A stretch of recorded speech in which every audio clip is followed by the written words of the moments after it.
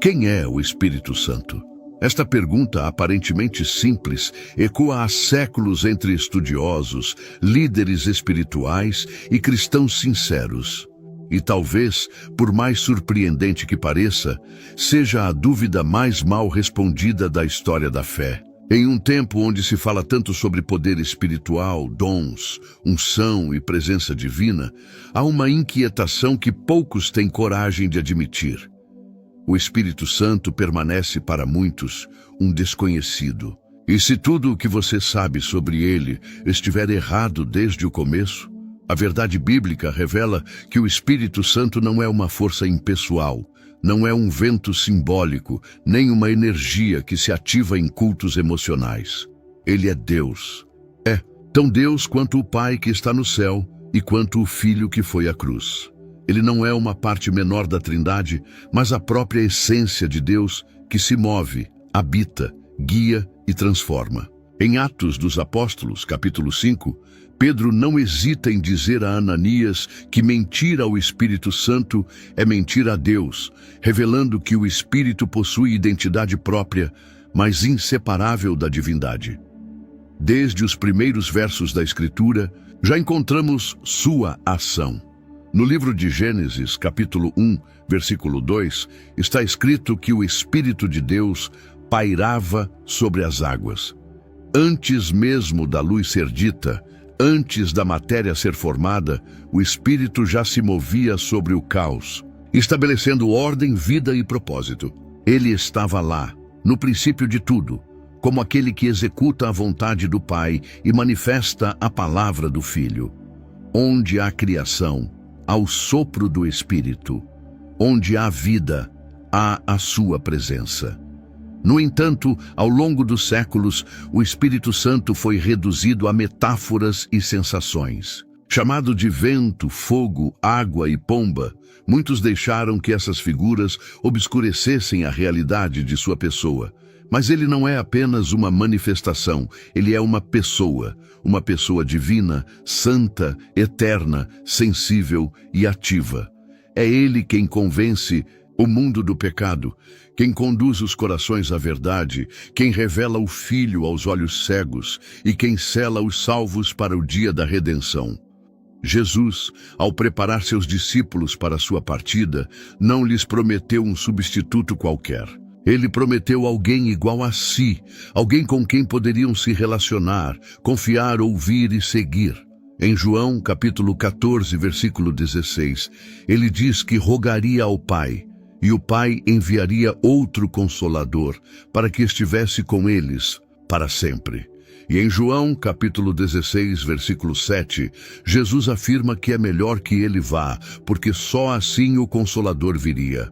Quem seria este que, segundo o próprio Cristo, é melhor tê-lo presente do que o próprio Jesus em carne? O Espírito Santo não desce sobre os homens como um raio de energia. Ele se aproxima como alguém que deseja caminhar junto. Ele não se impõe com barulho, mas fala no íntimo com precisão e doçura. É por meio dele que as Escrituras ganham vida. É por meio dele que a voz de Deus é compreendida. Ele não é opcional para a fé cristã, ele é essencial. Porque sem o Espírito não há revelação, não há arrependimento, não há transformação. É impossível compreender plenamente a vida cristã sem reconhecer quem é o Espírito Santo em sua essência. A maioria das pessoas tem facilidade em entender a figura de Deus como Pai, ou a de Jesus como Filho enviado. Mas quando o assunto é o Espírito Santo, muitos tropeçam em uma imagem distorcida, quase mística, vaga, reduzida a uma atmosfera, uma sensação ou uma força que se ativa sob certas condições espirituais. Essa visão empobrecida tem afastado gerações inteiras do verdadeiro relacionamento com aquele que é, de fato, o próprio Deus vivo em ação. O Espírito Santo não é um recurso espiritual para momentos de crise, nem um fenômeno emocional que aparece apenas em cultos mais intensos. Ele é uma pessoa divina, plenamente Deus, que sempre esteve presente na história da redenção. Desde o princípio, ele age com autoridade absoluta, revelando o caráter de Deus, realizando obras poderosas e conduzindo o plano eterno de salvação.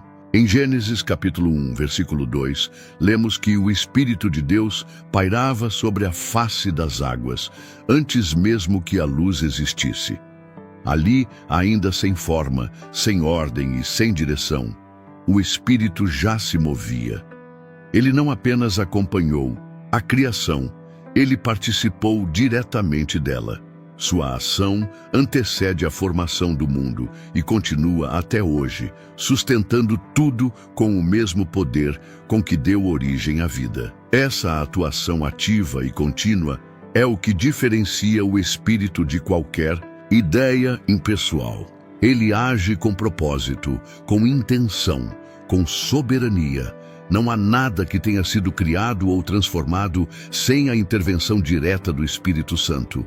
Ele é mencionado como o sopro de vida, como o dedo de Deus, como o fôlego da nova criação. O livro de Jó, capítulo 33, versículo 4, declara: "O Espírito de Deus me fez, e o sopro do Todo-Poderoso me dá vida." Isso mostra que não apenas o corpo humano foi formado pelas mãos do Criador, mas a própria existência foi insuflada por esse Espírito eterno. E ao longo das Escrituras, encontramos esse mesmo Espírito realizando obras que apenas Deus pode fazer. Ele ressuscita os mortos, como afirma Romanos, capítulo 8, versículo 11. "Se habita em vós o Espírito daquele que ressuscitou a Jesus dentre os mortos, esse mesmo que ressuscitou a Cristo dentre os mortos, vivificará também os vossos corpos mortais." Não se trata de uma metáfora, mas de uma realidade espiritual com implicações eternas. Somente Deus tem poder sobre a morte, e o Espírito é o agente dessa vitória. Outro exemplo notável é a declaração de Pedro em Atos dos Apóstolos, capítulo 5, versículos 3 e 4. Quando confronta Ananias sobre a mentira envolvendo a venda de uma propriedade, ele diz: "Por que encheu Satanás teu coração para que mentisses ao Espírito Santo? Não mentiste aos homens, mas a Deus." A afirmação é direta, inequívoca e devastadora para qualquer argumento que tente reduzir o Espírito a algo inferior. Mentir ao Espírito é mentir a Deus. E isso só é possível porque Ele é Deus, em essência e não em função temporária. É necessário compreender também que o Espírito Santo não apenas realiza obras grandiosas, mas Ele é a presença permanente de Deus entre nós. No Antigo Testamento, o Espírito se manifestava de forma pontual sobre reis, profetas e sacerdotes. Mas após a ascensão de Cristo, ele passou a habitar continuamente nos que creem. Essa é a grande promessa revelada em João, capítulo 14, versículo 17, onde Jesus declara que o Espírito habita convosco e estará em vós. Essa habitação não é simbólica, é real. O próprio Deus faz morada em corações humanos por meio do Espírito. E se o Espírito Santo é Deus, então tudo o que ele fala, ordena, revela e inspira tem autoridade divina. A sua voz não é um conselho, é um decreto.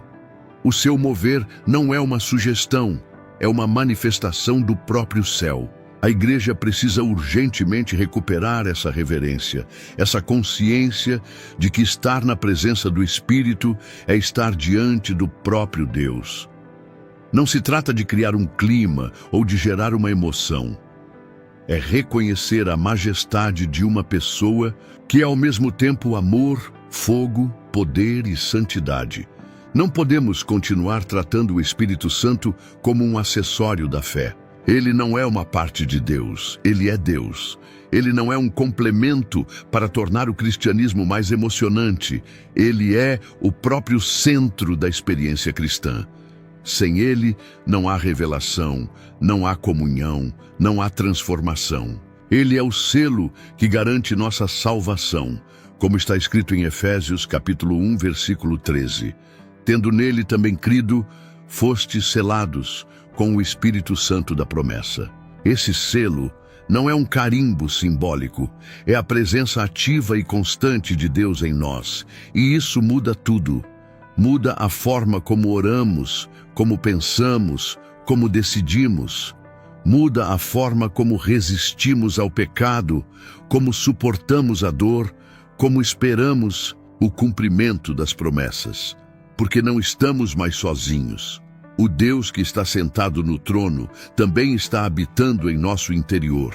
É essa presença viva e poderosa que sustenta a jornada cristã, que guia com sabedoria, que levanta quando caímos, que fala quando o silêncio parece reinar. O Espírito Santo é Deus caminhando conosco, não apenas para nos assistir, mas para nos transformar, para nos conduzir à imagem de Cristo, para nos fazer participantes da natureza divina.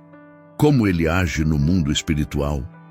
Há uma realidade espiritual que escapa aos olhos, mas que molda tudo o que é visível.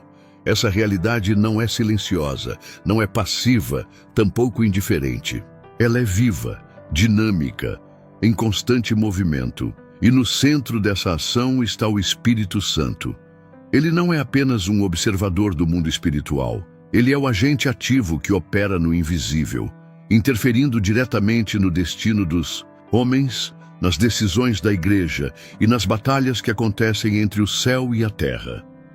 Desde o início, vemos o Espírito de Deus interagindo com o caos e transformando-o em ordem. No Gênesis, capítulo 1, versículo 2, o texto diz que a terra estava sem forma e vazia, e havia trevas sobre a face do abismo, e o Espírito de Deus pairava por sobre as águas. A imagem é clara, o Espírito não foge do caos, ele se move sobre ele. Onde tudo parece desorganizado, confuso ou perdido, ali ele começa seu trabalho silencioso, porém irresistível. Ele não age apenas quando tudo está pronto, mas é justamente na desordem que sua presença inaugura o processo de criação e restauração. E essa verdade se repete em todos os momentos da história da redenção. Em João, capítulo 3, versículo 5, Jesus afirma a Nicodemos: em verdade te digo, quem não nascer da água e do Espírito não pode entrar no reino de Deus. Não há novo nascimento sem o Espírito Santo. Nenhuma transformação verdadeira acontece sem que ele sopre vida no interior do ser humano. Regeneração, conversão, santificação, tudo é resultado da sua ação direta. Ele não reforma o velho homem, ele gera um novo. No campo espiritual, ele é também o grande intercessor. Romanos, capítulo 8, versículo 26, diz que o Espírito nos ajuda em nossa fraqueza, pois não sabemos orar como convém, mas o mesmo Espírito intercede por nós com gemidos inexprimíveis. Isso revela que ele não apenas nos inspira a orar, mas ora em nosso lugar, indo além das palavras que conseguimos formular. Quando nossos joelhos estão dobrados e o coração sem força, ele se levanta dentro de nós, traduzindo nossa dor em súplicas eficazes. Isso não é um consolo poético, é uma realidade espiritual concreta. Ele também atua na libertação dos cativos. Em Mateus capítulo 12, versículo 28, Jesus afirma: se é pelo Espírito de Deus que eu expulso os demônios, então certamente é chegado a vós o reino de Deus. Essa declaração mostra que a expulsão de demônios não era apenas um gesto do Filho, mas uma ação conjunta com o Espírito. Onde há possessão, opressão ou qualquer tipo de escravidão espiritual, é o Espírito quem age para romper as cadeias. Sua autoridade não é discutível, e onde ele chega, a presença do maligno é confrontada e desfeita. Essa atuação também se manifesta em dons espirituais, não como enfeites espirituais, mas como armas dadas à igreja. 1 aos Coríntios, capítulo 12, versículo 7, diz que a manifestação do Espírito é concedida a cada um visando a um fim proveitoso. A diversidade dos dons é reflexo da multiforme operação do Espírito. palavras de sabedoria, dons de cura, discernimento, de espíritos, profecias. Tudo isso não é para o ego do homem, mas para a edificação do corpo de Cristo e avanço do reino. É o Espírito quem distribui, quem capacita, quem ativa, conforme a vontade soberana de Deus.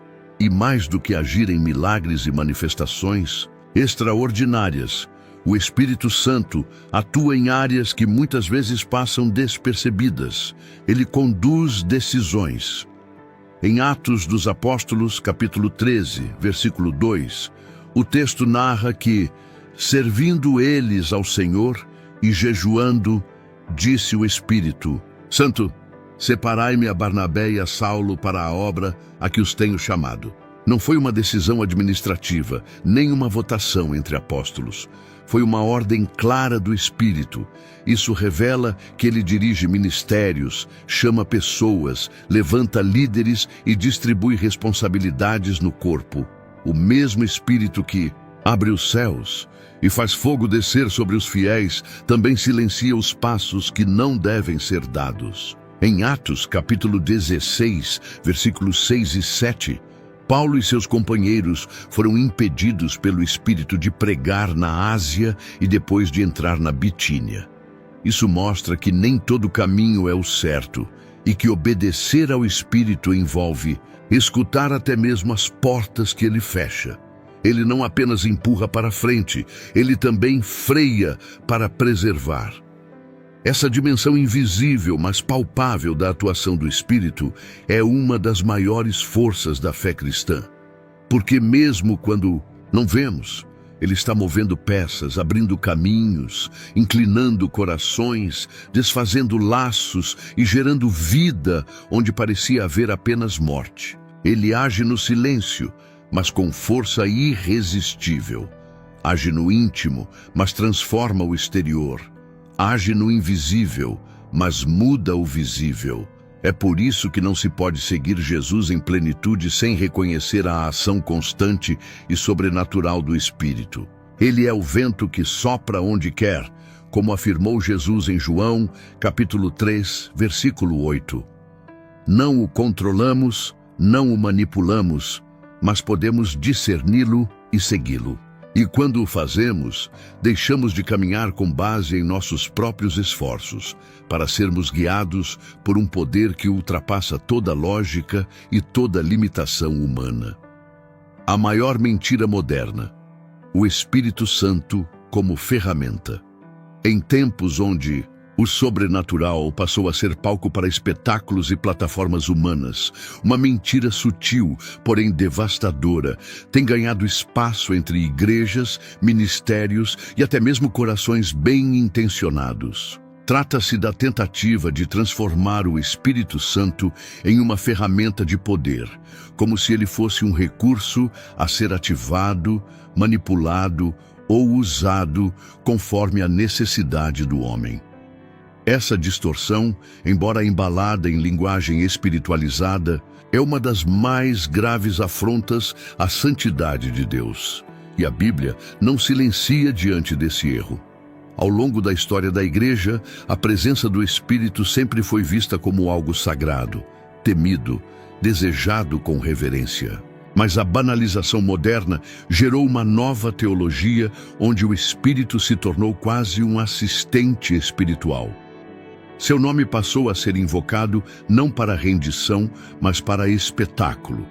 Seu mover, interpretado como confirmação de ego, status, influência, dons espirituais, passaram a ser exibidos como medalhas. Unção virou moeda, a busca pela manifestação substituiu a busca pelo arrependimento.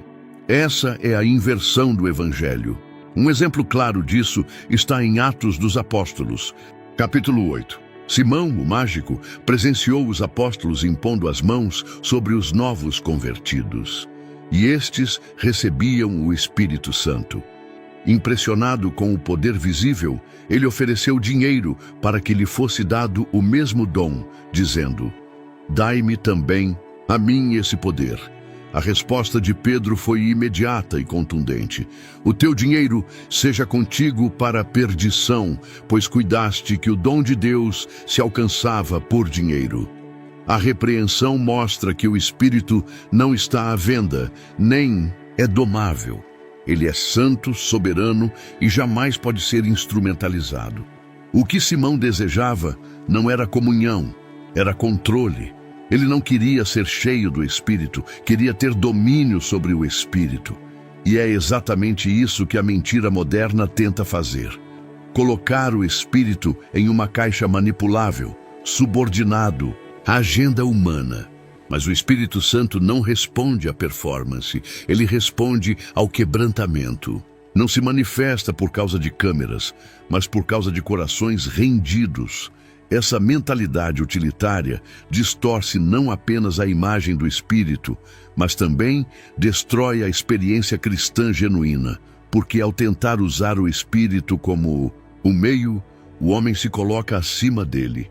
E o que era para ser uma jornada de submissão se torna uma tentativa de manipulação. A consequência disso é uma espiritualidade vazia, sensacionalista, onde há barulho, mas não há transformação. Onde há movimento, mas não há arrependimento. Onde há discursos inflamados, mas nenhum fruto do Espírito. O apóstolo Paulo alerta contra isso de forma clara. Em 1 aos Coríntios, capítulo 12, versículo 11, ele diz que um só e o mesmo Espírito realiza todas estas coisas, distribuindo-as a cada um, individualmente, conforme lhe apraz. Ou seja, o Espírito é quem decide. Ele dá a quem quer, como quer, quando quer, e tudo é feito conforme a vontade soberana de Deus, não por merecimento humano, nem por esforço carnal. A tentativa de domesticar o Espírito é, em sua raiz, idolatria. Outro ponto crítico dessa distorção está na linguagem. Expressões como ativar o Espírito, puxar a unção ou chamar a presença carregam muitas vezes uma ideia invertida, como se o ser humano tivesse o poder de iniciar ou interromper o que é sagrado. Mas a verdade é que o Espírito é quem nos atrai, quem nos visita, quem nos convence. Nós não controlamos o céu, nós respondemos a ele.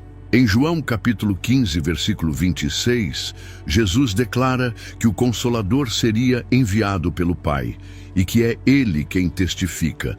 Não há margem para a vaidade. Essa distorção também se reflete na substituição da glória de Deus por resultados visíveis.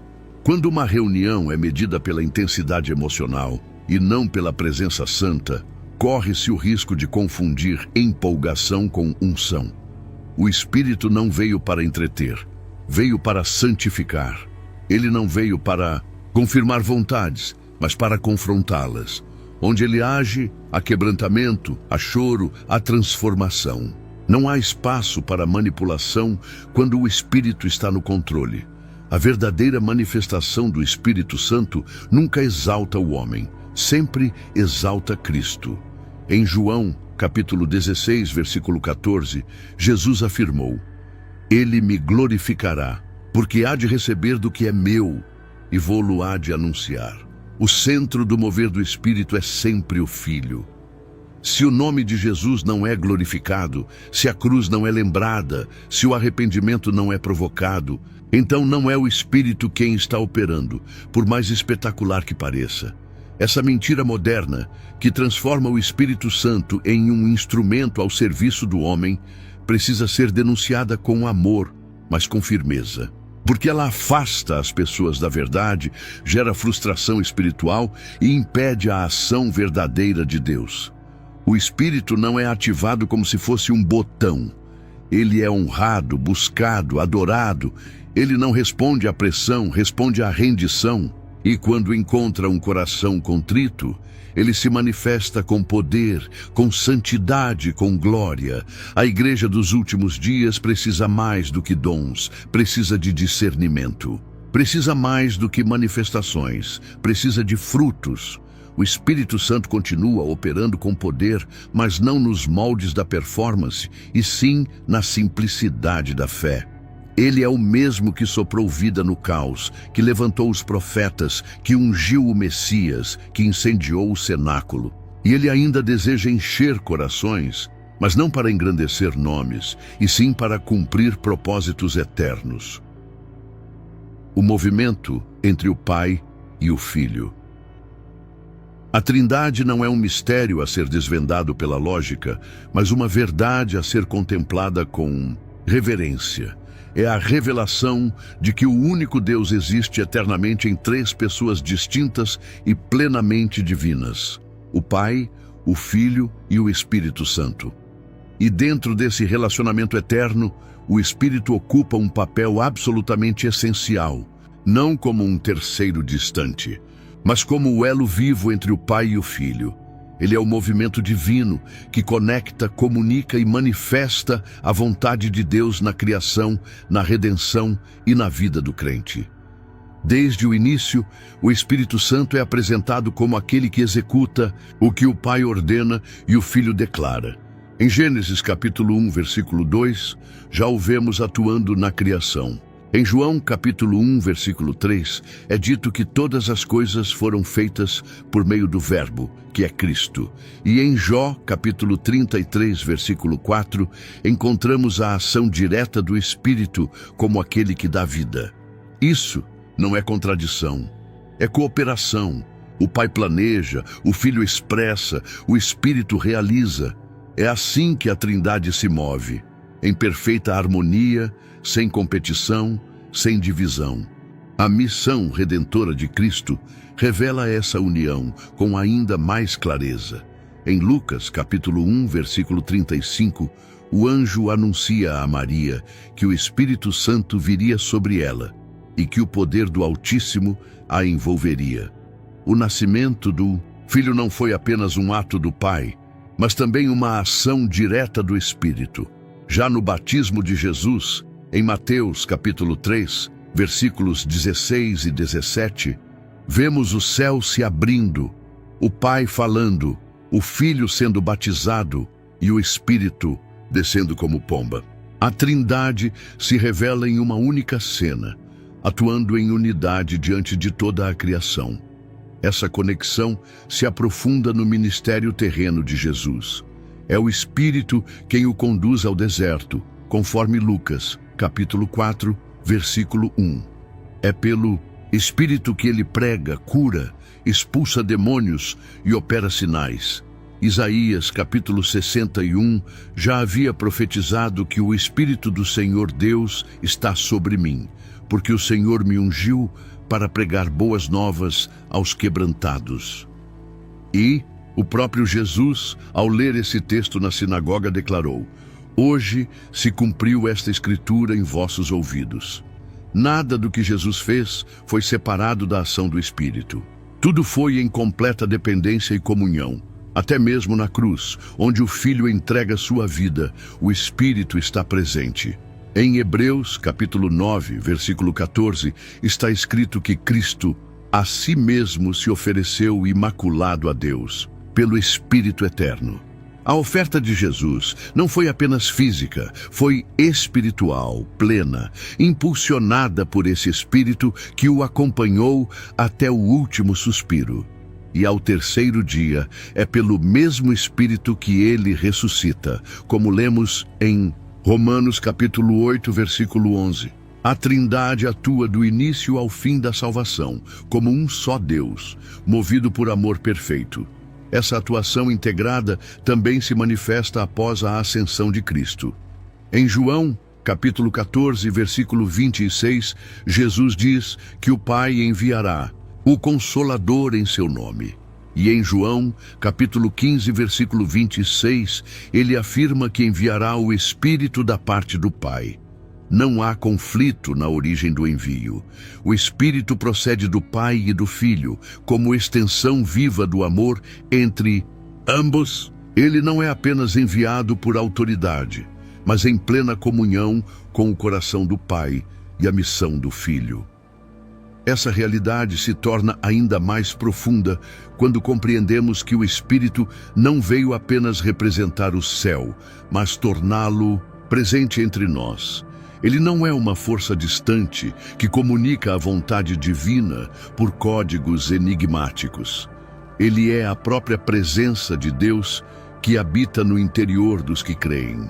Em João, capítulo 16, versículo 13, Jesus afirma: "Quando vier, porém, o Espírito da verdade, ele vos guiará a toda a verdade, porque não falará por si mesmo, mas dirá tudo o que tiver ouvido, e vos anunciará as coisas que hão de vir." O Espírito não age de forma isolada, mas como porta-voz do céu. Ele não improvisa, ele transmite com fidelidade. Esse relacionamento entre Pai, Filho e Espírito não é uma hierarquia de poder, mas uma expressão de unidade perfeita. É por meio do Espírito que conhecemos o coração do Pai. É pelo Espírito que somos conduzidos ao Filho. E é pelo Espírito que vivemos a vida cristã com propósito. Sem ele, o Evangelho se torna letra morta. Com ele, a palavra ganha vida, os olhos se abrem, os corações se quebrantam e os céus se manifestam. Trindade não é um conceito abstrato para debates teológicos, mas uma realidade que transforma o cotidiano da fé. O Espírito Santo não é uma adição tardia à história da salvação. Ele é o elo eterno que, desde o princípio, age como extensão viva do amor divino. Ele é o movimento entre o trono e a terra, entre o céu e o coração humano. Como o Espírito Santo habita em nós, a realidade mais revolucionária da nova aliança não está apenas na promessa do perdão, mas na presença de Deus habitando dentro do homem. Durante séculos, a presença divina esteve associada a templos, montes e manifestações externas. Mas em Cristo, algo extraordinário foi inaugurado. O Deus que andava entre os homens agora deseja habitar neles. E é por meio do Espírito Santo que essa verdade se cumpre de forma plena. A presença do Espírito não é um símbolo, é uma realidade transformadora. Jesus preparou seus discípulos para essa nova dimensão espiritual com palavras simples, mas carregadas de revelação. Em João, capítulo 14, versículo 17, ele diz: "O Espírito da verdade que o mundo não pode receber, porque não o vê nem o conhece. Vós o conheceis, porque habita convosco e estará em vós."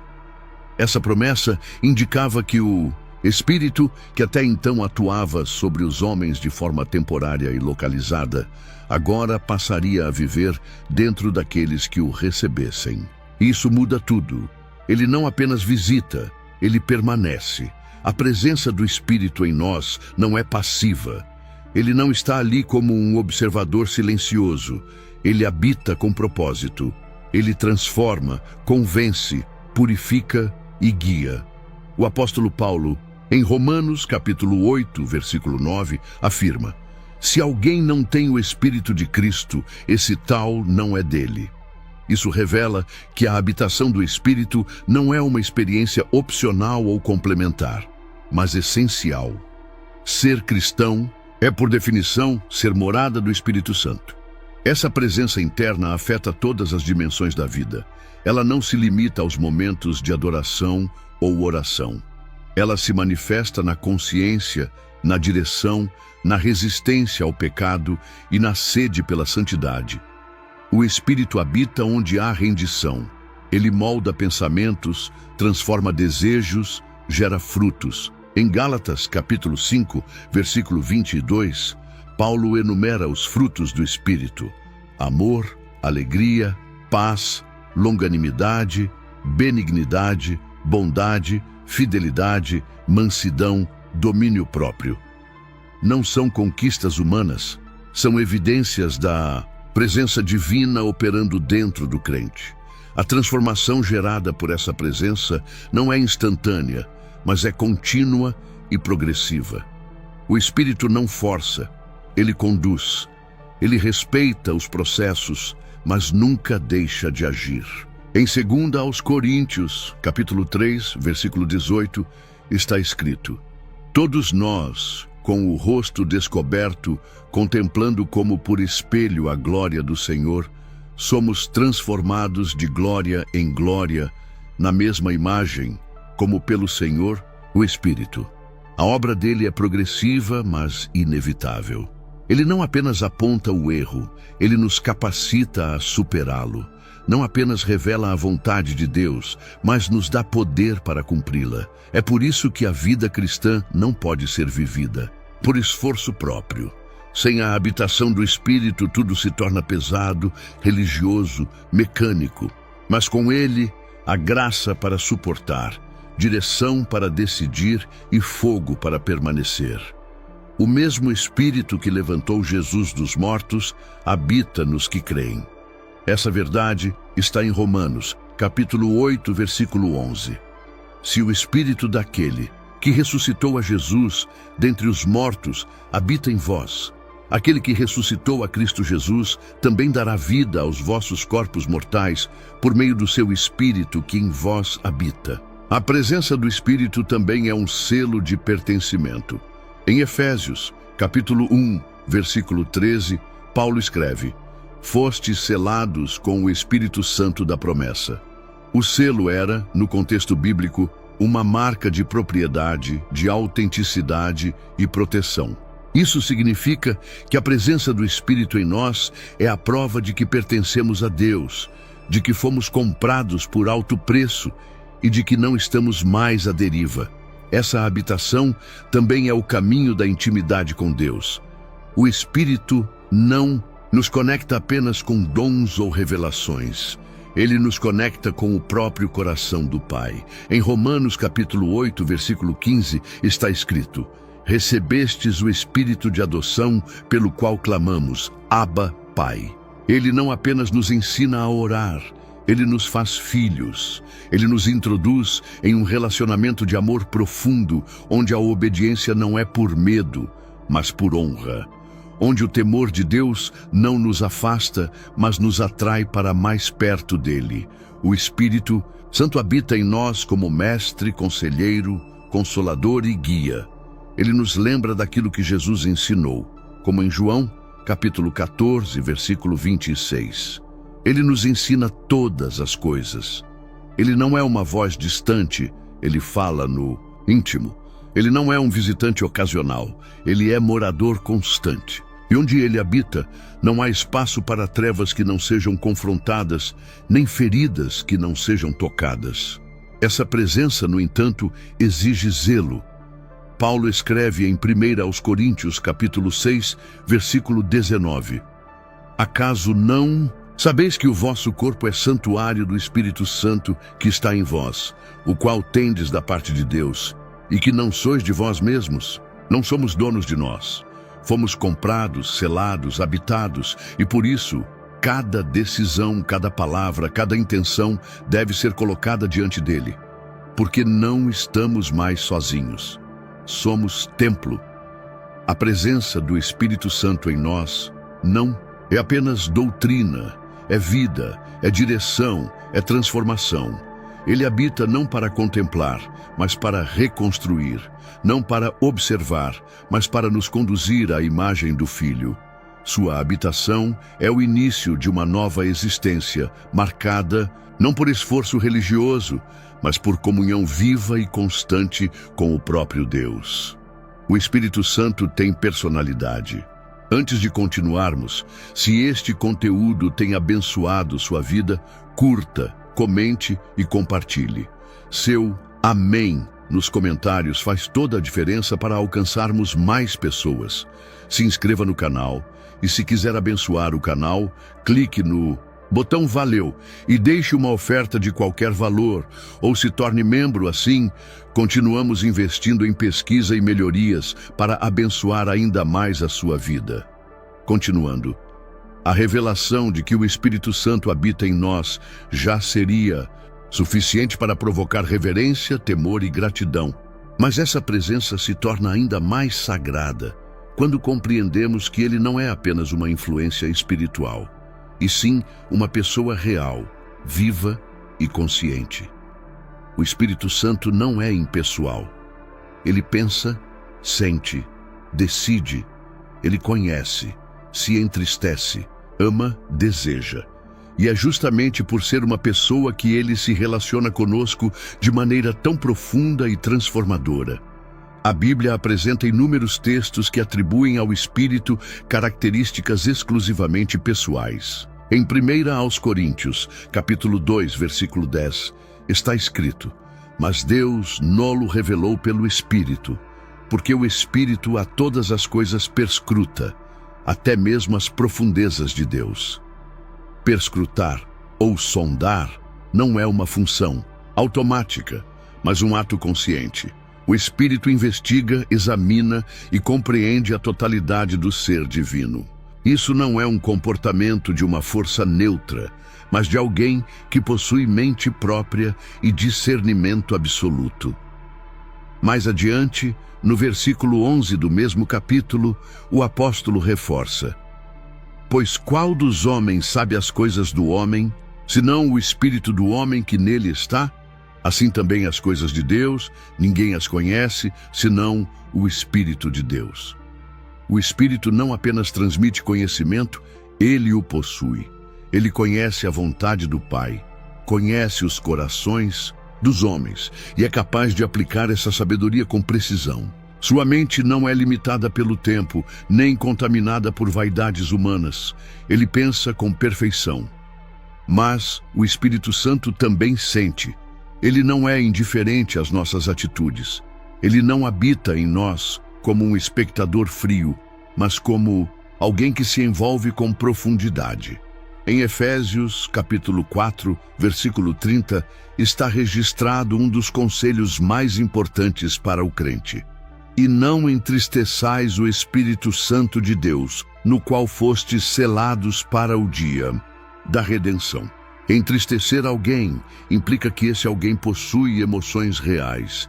O Espírito se alegra quando respondemos à voz de Deus, mas também se entristece quando resistimos, quando pecamos, quando desprezamos sua presença. Essa sensibilidade do Espírito é expressa também em Romanos capítulo 8, versículo 26, onde Paulo escreve: "O Espírito intercede por nós com gemidos inexprimíveis." Esses gemidos não são ruídos sem significado, são expressões profundas de compaixão e urgência. O Espírito ora com dor, com zelo, com intensidade. Ele se envolve com nossas lutas de uma forma que nem mesmo nós conseguimos entender. Isso mostra um nível de empatia e comunhão que vai muito além de qualquer força espiritual impessoal. Além de mente e sentimentos, o Espírito também possui vontade. Ele age conforme sua própria decisão.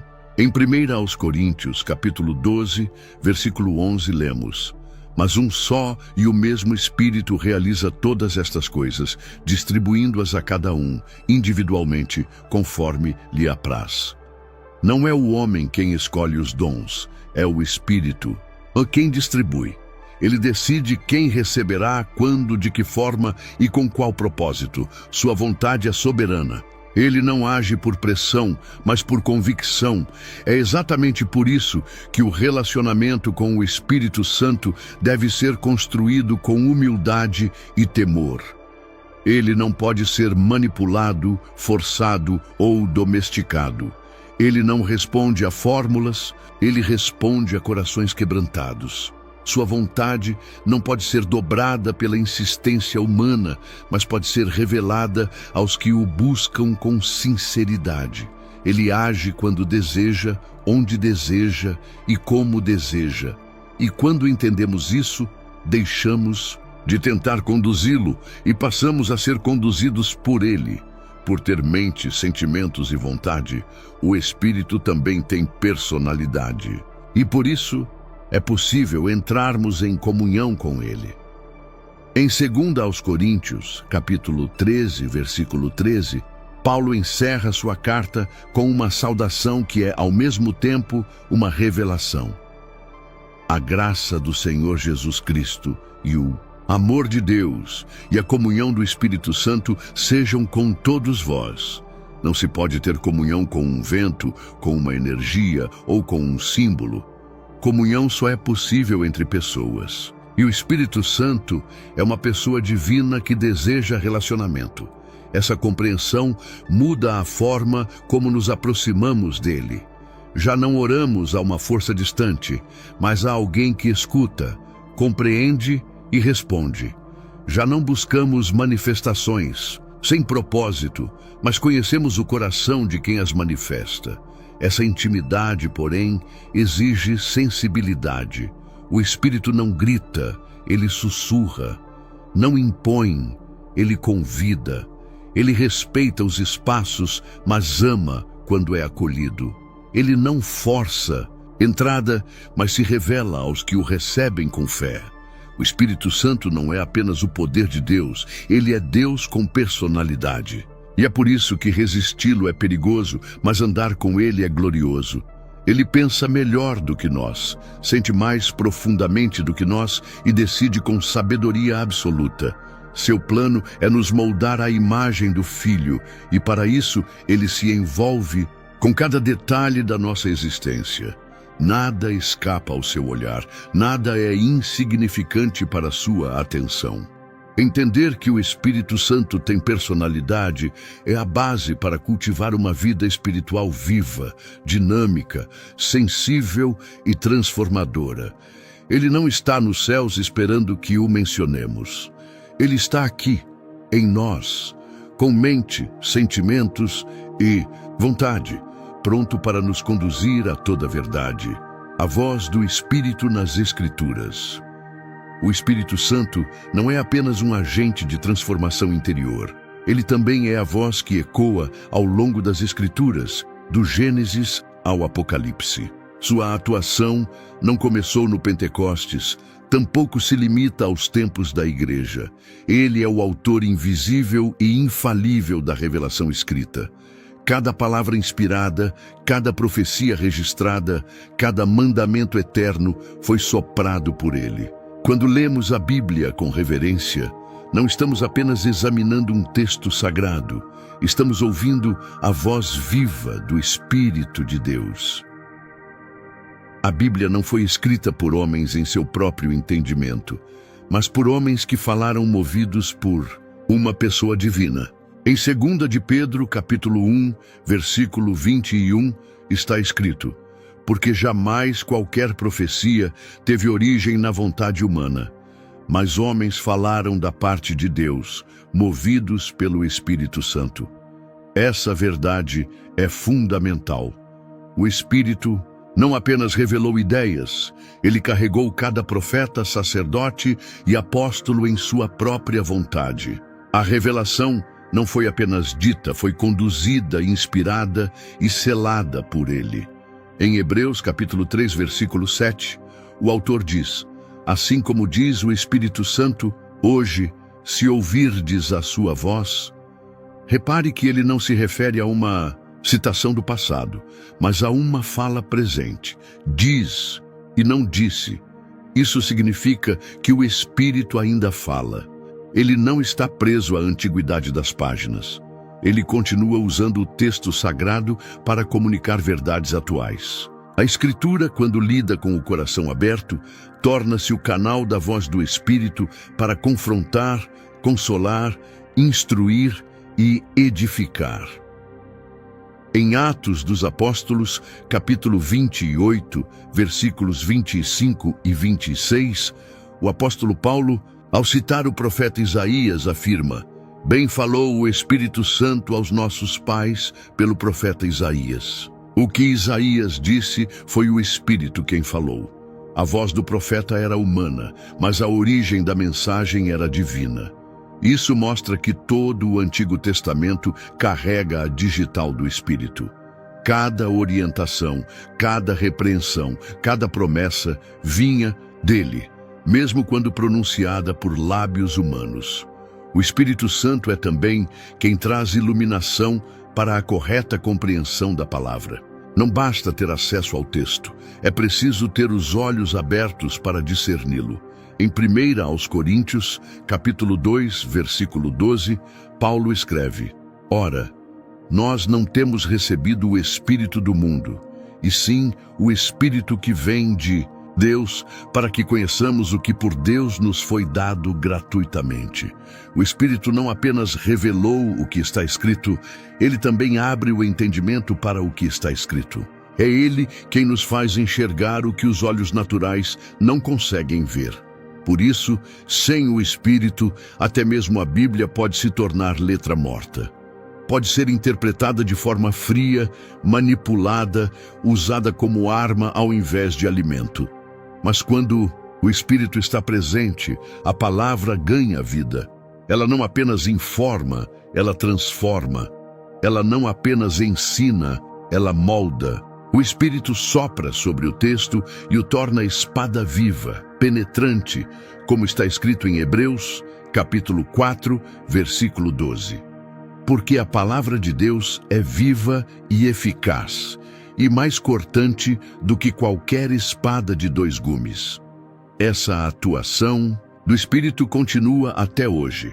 Ele ainda fala por meio da Escritura. Ele ainda revela verdades, confirma direções e confronta corações. Mas ele nunca fala algo que contradiz o que já revelou. O Espírito é o mesmo e sua voz não se divide. Ele não se desmente. Ele não muda conforme os tempos. Sua voz permanece firme, santa, imutável. O mesmo Espírito que falou com Moisés no deserto, que inspirou Davi nos Salmos e que levantou os profetas para denunciar a idolatria, é o que hoje fala aos corações humildes diante da palavra. Por isso, ler a Bíblia sem a presença do Espírito é como tentar ouvir um hino com os ouvidos tapados. O texto pode até ser decifrado, mas a melodia se perde. É ele quem dá profundidade, quem conecta capítulos, quem revela o coração por trás da letra. Cada vez que nos aproximamos das Escrituras com fé e reverência, estamos nos colocando diante da voz do próprio Deus. E essa voz, mesmo suave, é irresistível. Jesus, ao falar do Espírito, afirmou em João, capítulo 16, versículo 13: Quando vier, porém, o Espírito da verdade, ele vos guiará a toda a verdade. Essa promessa não se restringe aos discípulos daquele tempo. Ela continua válida para todo aquele que deseja ser conduzido pela verdade divina. E essa verdade não está solta no ar. Ela está registrada na palavra, viva, eterna e suficiente. O Espírito Santo não fala fora da palavra, ele fala através dela. Ele não revela novos fundamentos, ele ilumina os eternos. Ele não compete com as Escrituras, ele as escreveu. E quando a igreja compreende isso, ela para de buscar revelações fragmentadas e passa a se alimentar da fonte inesgotável da voz de Deus já revelada. O perigo de ignorar sua presença. A presença do Espírito Santo é sagrada, viva e profundamente sensível. Ele não habita no crente de forma indiferente ou mecânica. Ele se importa, observa, interage.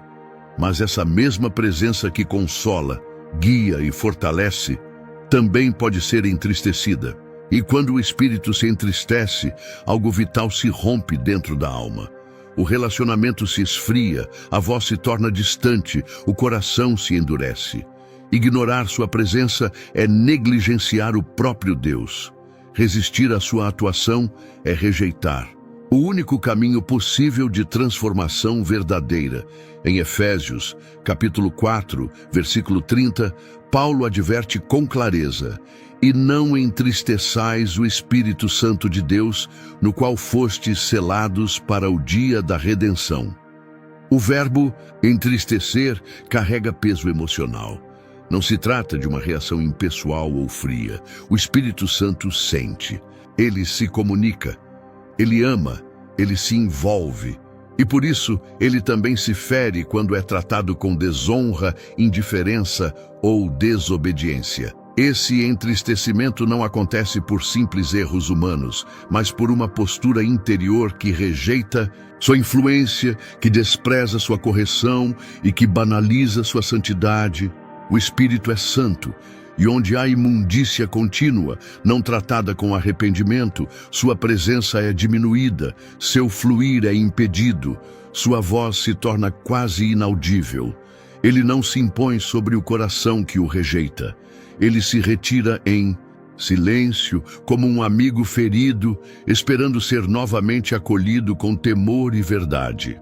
Há um padrão claro nas Escrituras. Onde o Espírito não é honrado, sua ação é limitada. Em Atos dos Apóstolos, capítulo 7, versículo 51, Estevão denuncia os líderes religiosos dizendo: homens de dura cerviz, incircuncisos de coração e de ouvidos, vós sempre resistis ao Espírito Santo.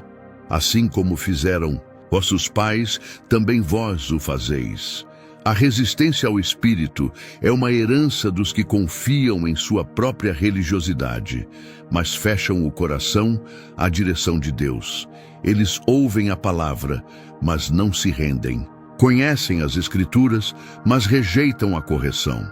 Essa resistência pode se manifestar de várias formas: em palavras duras, em comportamentos persistentes de pecado, em orgulho espiritual, em insensibilidade à voz de Deus. O Espírito fala com doçura, mas também confronta com firmeza. Quando ele nos adverte e escolhemos ignorar, entramos em uma zona perigosa, onde o engano se torna tolerável e a verdade parece opaca. Aos poucos, a presença que antes era clara se torna um eco distante. O apóstolo Paulo, em 1 aos Tessalonicenses, capítulo 5, versículo 19, vai ainda mais fundo: não apagueis o Espírito. A imagem é de um fogo que pode ser sufocado. O Espírito é frequentemente comparado ao fogo nas Escrituras, não apenas por seu poder purificador, mas por sua capacidade de iluminar, de aquecer, de consumir o que é impuro. Apagar esse fogo é o resultado de negligência espiritual, de vida sem vigilância, de um coração acostumado à presença, mas já não tocado por ela. E quando esse fogo se apaga, as consequências não são apenas emocionais, são espirituais e profundas. A fé se torna fria, a oração se torna formal, a adoração se esvazia, a obediência se torna pesada. O crente pode continuar falando de Deus, mas já não o sente. Pode manter suas práticas religiosas, mas perdeu o frescor da presença. Isso não acontece de um dia para o outro, mas de forma gradual, silenciosa, e quase sempre começa com pequenos desprezos à voz do Espírito. O salmista, no Salmo 51, após cair em pecado, não pede apenas perdão. Ele clama: não, retires de mim o teu Espírito Santo. Davi sabia que poderia continuar como rei, manter sua posição, mas se perdesse o Espírito, perderia tudo. Sua súplica não era por trono, mas por presença.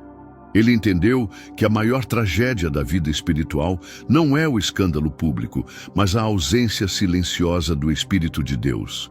É por isso que Paulo também orienta em Gálatas capítulo 5, versículo 25. Se vivemos no Espírito, andemos também no Espírito. A presença do Espírito não deve ser apenas uma doutrina aceita, mas uma realidade vivida. Ele nos chama diariamente ao arrependimento, à renúncia, à adoração sincera. E quando respondemos com obediência, seu fluir se intensifica, sua voz se torna clara, sua presença se renova. Mas quando ignoramos, quando tratamos com desprezo o que é santo, corremos o risco de andar sem direção, mesmo parecendo estar no caminho. O Espírito Santo é sensível não porque é frágil, mas porque é puro. Ele não negocia sua santidade, nem se adapta aos nossos confortos espirituais. Ele permanece fiel à vontade do Pai. E é por isso que resisti-lo, ignorá-lo ou entristecê-lo são atos tão graves. Não estamos apenas ofendendo uma força divina, estamos rompendo com a própria essência do nosso relacionamento com Deus. É tempo de recuperar o temor diante do Espírito, de parar tudo para ouvi-lo, de pedir que nos mostre onde o ferimos, de voltar ao lugar onde sua presença era suficiente, porque se o Espírito se afastar, tudo o mais perde sentido. A única maneira de viver uma vida cristã autêntica é honrando a presença que habita em nós, cuidando desse relacionamento como se fosse a maior preciosidade. Porque é. Como se relacionar com o Espírito Santo hoje? Se o Espírito Santo é uma pessoa divina, viva, sensível e ativa, então o cristianismo não pode ser apenas um sistema de crenças, mas um relacionamento com ele. Saber que o Espírito habita no crente não é suficiente se essa presença não for valorizada, cultivada, honrada. E a grande pergunta que surge diante de tudo o que foi revelado é: como se relacionar com o Espírito Santo de forma real, constante e profunda? A resposta começa pela rendição. O Espírito não se relaciona com o orgulho. Ele resiste aos altivos, mas se aproxima dos quebrantados. Em Isaías, capítulo 66, versículo 2, o Senhor declara: mas para esse olharei, para o humilde e contrito de espírito, e que treme da minha palavra. O primeiro passo para uma vida guiada pelo Espírito é reconhecer nossa total dependência dele. A arrogância espiritual fecha as portas da comunhão, mas a humildade atrai o céu. Relacionar-se com o Espírito exige sensibilidade. Ele não compete com o barulho interior. Ele fala, mas não grita. Ele conduz, mas não força. É preciso calar as distrações, desacelerar o ritmo da alma, cultivar momentos de escuta. Em João, capítulo 16, versículo 13, Jesus prometeu: quando vier, porém, o Espírito da verdade, ele vos guiará a toda a verdade. A direção do Espírito é real, mas só é percebida por quem decide seguir, não por quem apenas deseja ser levado. Ouvi-lo é um ato de atenção espiritual. A oração é um dos caminhos mais profundos de comunhão com o Espírito. Não uma oração de repetições automáticas, mas uma oração sincera, relacional, onde se fala com Deus como quem conversa com um amigo íntimo. Em Romanos, capítulo 8, versículo 26, Paulo nos lembra que o Espírito nos ajuda em nossa fraqueza, pois não sabemos orar como convém. Ele não apenas ouve nossa oração, ele intercede por nós, ele nos ensina a orar. Orar no Espírito é permitir que ele molde a conversa, que ele inspire os clamores, que ele conduza até mesmo os silêncios. A palavra de Deus também é um canal essencial dessa relação.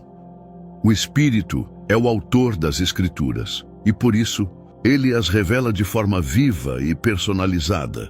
Não há como cultivar intimidade com o Espírito se a Bíblia for negligenciada. Em 2 aos Coríntios, capítulo 3, versículo 6, está escrito: a letra mata, mas o Espírito vivifica. Isso não significa que o texto bíblico seja um problema, mas que, sem o Espírito, ele se torna apenas um conjunto de normas. Com ele, a palavra se torna espada, alimento, água viva. O louvor e a adoração são outro ponto vital nessa comunhão, mas não como um momento musical apenas, e sim como uma postura diária. Adorar em espírito e em verdade, como Jesus ensinou em João, capítulo 4, versículo 24, é mais do que cantar. É reconhecer o valor do Espírito, honrar sua presença com a vida, oferecer cada decisão como um gesto de adoração. O Espírito se manifesta onde há reverência. Ele se move onde há honra. Relacionar-se com o Espírito é também obedecer prontamente. Muitas vezes ele fala com clareza, mas encontra resistência. Um coração que se relaciona com o Espírito aprende a obedecer mesmo sem entender completamente. Aprende a renunciar por convicção, a seguir mesmo sem mapas, a confiar mesmo sem garantias visíveis. Atos dos Apóstolos, capítulo 8, relata que Filipe foi guiado pelo Espírito a uma estrada deserta. Ele obedeceu, sem saber o motivo, e ali encontrou o eunuco etíope, que seria instrumento para levar o evangelho ao norte da África. Quem ouve o Espírito entra em agendas celestiais invisíveis. Discernir sua voz requer prática e constância. Nem toda inspiração vem do Espírito, por isso é necessário crescer em maturidade espiritual para reconhecer o que vem dele. Em 1 Coríntios, capítulo 2, versículo 15, Paulo diz que o que é espiritual discerne bem tudo. O Espírito nunca contradiz a palavra, nunca promove o orgulho, nunca estimula o pecado, nunca alimenta confusão. Ele sempre revela Cristo, sempre conduz à santidade, sempre edifica o corpo de Cristo. Esse é o filtro seguro para discernir sua atuação. Relacionar-se com o Espírito também implica confessar e se arrepender quando o entristecemos. Como foi visto, ele é sensível, e quando o ignoramos, nossa comunhão se esfria. Mas ele é também misericordioso, e quando há arrependimento sincero, ele restaura. O salmista clamou no Salmo 51, versículo 11: Não me lances fora da tua presença e não retires de mim o teu Espírito Santo. Essa oração ainda ecoa como um grito de quem valoriza acima de tudo a presença. Quem ama o Espírito não tolera a distância, e quando sente que algo se rompeu, corre de volta. Relacionar-se com o Espírito é viver disponível para ser usado, moldado, enviado, transformado. O Espírito Santo não se move apenas para o nosso conforto, mas para os propósitos eternos do Pai. Ele chama, comissiona, envia. Em Atos, capítulo 13, versículo 2, está registrado: Servindo eles ao Senhor e jejuando, disse o Espírito Santo: Separai-me agora Barnabé e Saulo para a obra a que os tenho chamado. Aqueles que se relacionam com o Espírito serão inevitavelmente chamados para cooperar com ele na missão de Deus. A vida no Espírito não é estática nem teórica, é um caminhar diário, íntimo, cheio de surpresas, desafios, consolo e propósito. O Espírito não quer apenas visitar, ele quer caminhar ao lado, habitar, transformar. E a resposta a isso está em uma só palavra: relacionamento. Não há atalhos. A comunhão, ele ainda está chamando. Mesmo depois de tudo que foi revelado, mesmo diante de tantos corações que se fecharam, o Espírito Santo continua a sussurrar, a tocar, a mover. Ele não desiste. Sua voz que falou aos profetas, que sustentou os apóstolos, que habitou em mártires e reacendeu avivamentos, ainda ecoa nos dias de hoje. E talvez, neste exato momento, esteja ecoando dentro de você. A presença que pairava sobre as águas do caos primordial, que se moveu nos desertos e nos vales, que visitou o cenáculo e incendiou homens comuns com coragem sobrenatural, está agora diante do seu coração. Não como uma força impessoal, não como um símbolo distante, mas como o próprio Deus dizendo: Eu estou aqui, eu sempre estive aqui. Essa presença não é religiosa. Não se limita a templos nem a rituais. Ela atravessa paredes, alcança solidões, invade silêncios e transforma. Porque o Espírito Santo não se contenta em observar. Ele veio para habitar, para transformar, para restaurar o que foi perdido. Ele veio para convencer do pecado, revelar a justiça e anunciar o juízo que virá. Mas também veio para consolar, guiar, edificar e gerar nova vida. A voz que chama é a mesma que sussurrou ao coração de Pedro quando ele negou, que quebrou Saulo na estrada de Damasco, que reconstruiu Tomé mesmo com suas dúvidas. Essa voz não precisa ser alta para ser ouvida. Ela é firme, amorosa, santa. E ela clama por rendição. O tempo que resta não é contado em anos. É contado em decisões. O Espírito Santo não pode ser forçado, mas também não pode ser ignorado sem consequência. Resistir à sua voz é se afastar da verdade, é endurecer o coração contra a única presença que pode dar vida ao que está morto por dentro.